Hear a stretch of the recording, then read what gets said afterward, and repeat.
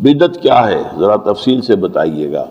ایک مشہور عالم دین نے پرائیویٹ ٹی وی پر کہا کہ رائے ونڈ میں جو اجتماع ہوتا ہے اور اجتماعی دعا مانگی جاتی ہے وہ بھی صریحاً بدعت ہے، اس طرح 20 رکعتوں کی تراویح پڑھنا بھی بدعت ہے۔ یہ اصل میں جو زیادہ کٹر قسم کے اہل حدیث ہیں وہ اس طرح کی باتیں کرتے ہیں۔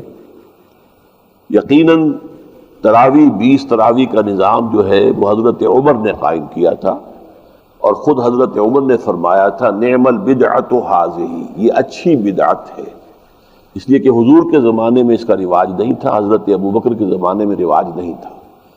لوگ اپنے طور پر پڑھتے تھے یا چھوٹے چھوٹے گروپوں میں مسجد نبوی میں کھڑے ہو کر، اور وہ زیادہ تر تہجد کے وقت میں وہ پڑھی جاتی تھی۔ اس کے بعد حضرت عمر نے یہ فیصلہ کیا سب ایک امام کے پیچھے کھڑے ہو کر 20 رکعت پڑھ لیا کریں۔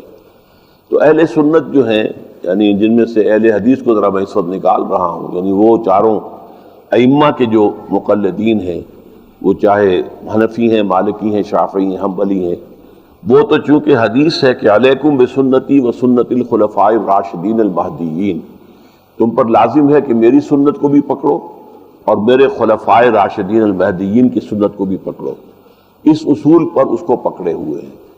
یہاں تک کہ حنبلی مسلک ہے کہ جو سعودی حکمرانوں کا ہے اور آفیشل مذہب وہاں کا حنبلی ہے، وہاں بھی 20 رکعتیں ہوتی ہیں، لیکن اہل حدیث حضرات اس پر اڑے ہوئے ہیں کہ حضور تو تہجد کے وقت 8 رکعتیں پڑھا کرتے تھے۔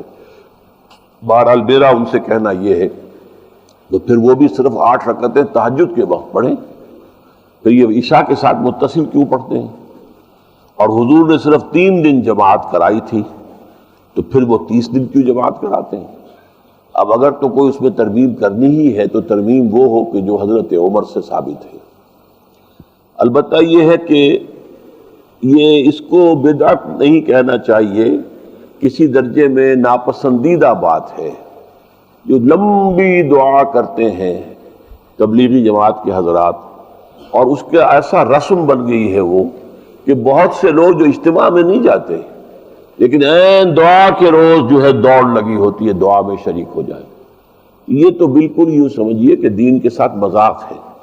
بھئی جو کام وہ کر رہے ہیں اگر تو آپ اس سے متفق ہیں تو اس کام میں شریک ہوں، یہ کیا جا کر دعا میں، اور دعا میں پھر وہ لمبی دعا، یہ تو یقیناً میرے نزدیک، اگرچہ میں فتویٰ نہیں لگانا چاہتا، بدعت ہے، ناپسندیدہ ہے، مکروہ ہے۔ دعا اجتماعی زیادہ ثابت ہے ہی نہیں، دعا تو انفرادی ہوتی ہے، انائے صغیر انائے کبیر کے روبرو بات ہو رہی ہو وہ دعا ہوتی ہے، اور پھر وہ اس دعا کے اندر تقریر بھی کرتے ہیں ساتھ ہی ساتھ، یعنی اللہ سے خطاب کو کر دیا پھر وہ لوگوں سے مخاطب ہو گئے اسی دعا کے اندر۔